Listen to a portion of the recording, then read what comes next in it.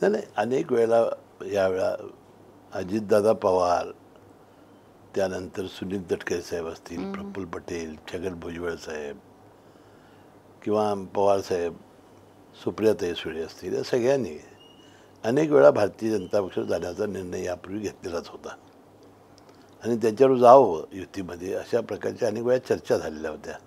म्हणजे साहेब आणि सुप्रिया सुळे पण त्यात होते. सगळी चर्चा झालेल्या होत्या.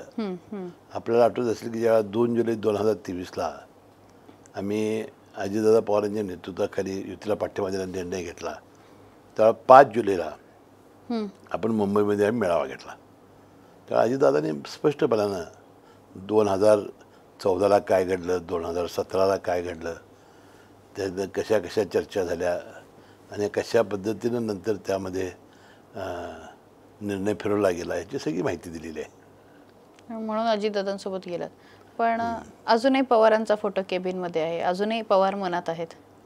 नाही, पवार हे बघा, सहकारामध्ये आम्ही यशवंतराव चव्हाण साहेबसुद्धा आहेत, पवार साहेब आहेत आणि आमच्या दरवर्षीच्या अहवालामध्ये मुख्यमंत्री असतात, दोन्ही उपमुख्यमंत्री असतात आणि पवार साहेबाचा फोटो असतो.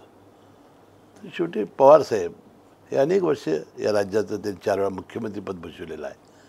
या राज्याच्या एकंदरीत सगळ्या विकासामध्ये त्यांचा फार मोठा सहभाग राहिलेला आहे.